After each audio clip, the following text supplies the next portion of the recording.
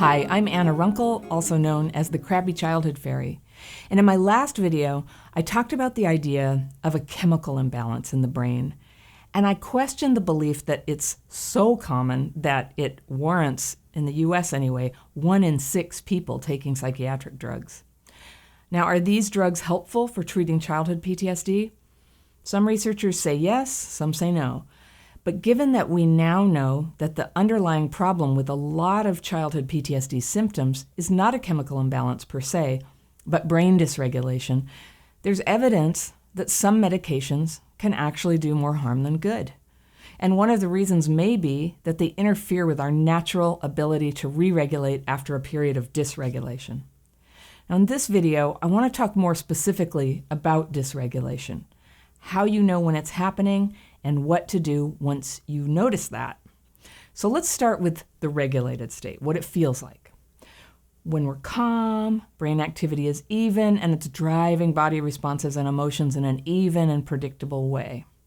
But when strong emotions trigger dysregulation, our thinking changes and we can go into reactivity. We might withdraw and get silent or get confused and say things or freak out or do something impulsive. It's hard to perceive accurately what's going on in those moments, like, what just happened? What's the actual problem? Is it me or the other person? What am I supposed to say?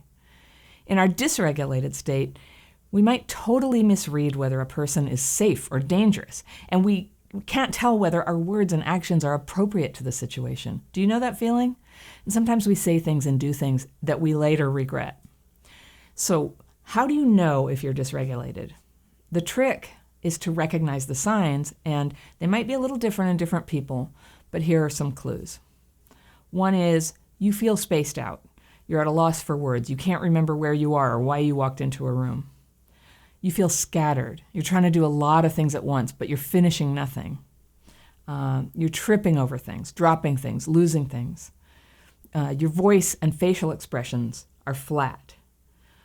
Or you're in a rage, or you feel a huge urgency to express what's bothering you. Or you can't feel parts of your body, your hands, your mouth, your face, your nose, your feet. And dysregulation often begins with an emotional flood. You get very upset or scared from something that's said or something that happens. But sometimes the trigger is nothing you even notice. You can wake up dysregulated, in fact. So, touching briefly again on the chemical imbalance question, yes, in theory, some of those symptoms could happen not because of dysregulation, but because of a chemical imbalance. And it's certainly likely that anything happening in your brain or body has a chemical component. But either way, it's not always important what the cause of your symptoms is. It's really just important to know what to do. So I've written this all down in a brand new download that you can access through a link in the description section below. And I talk about these signs of dysregulation and the things that you can do right away to start re-regulating now.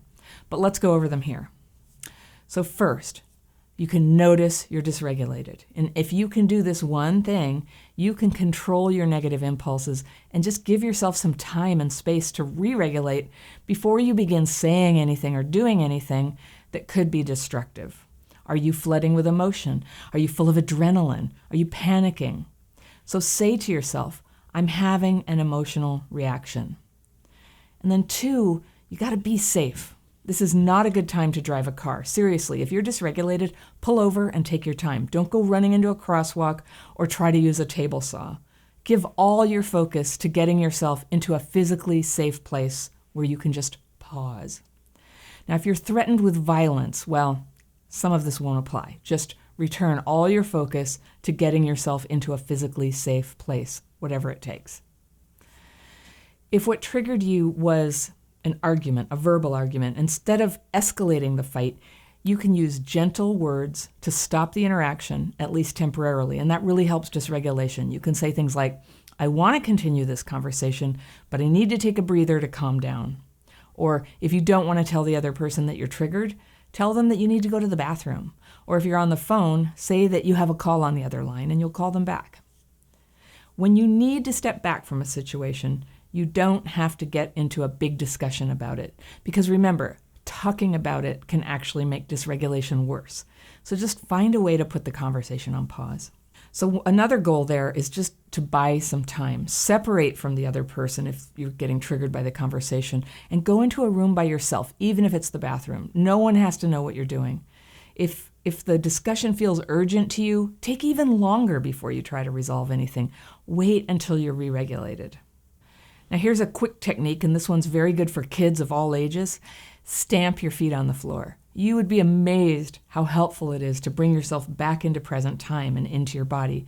And as you stamp each foot, say quietly to yourself, right, left, right, left. And this helps your brain begin to re-regulate. It's responding to what you're saying and what you're doing and the feeling coming through your feet. And another measure you can take that no one knows you're doing is you can press your tongue to the back of your teeth. Just right there. Just press it there. That's a way to get back in your body. And you can sit down. You can feel the weight of your butt in the chair. And this is yet another way to get back inside your body, bringing your awareness to what you're sensing. And sometimes what you need is to eat something. When you're stressed, you're probably going to crave carbs and sugar, but it's protein foods that will help you get grounded again. And if you need some comfort, you can wash your hands. And you can feel the water and soap on your hands. Warm water is particularly nice. My brother taught me this technique. And if you have a trusty friend with you, you can get a good squeezing hug. It can really help re-regulate your brain. And if no one's around, you can try pressing your back into the corner of where two walls meet and wrap your arms around each other so that you can feel pressure around your torso, because we're wired to calm down when we're hugged. And that's it. You now have a whole bunch of things that you can do when you notice you're dysregulated, and I've written them down in the download PDF that you can access in the links below. And right after that link is a link to my online course, Healing Childhood PTSD, where I go deeper into the science, what we know about the effects of early trauma, as well as the symptoms and the strategies that you can use to advance your healing and change your life. So I hope to see you there.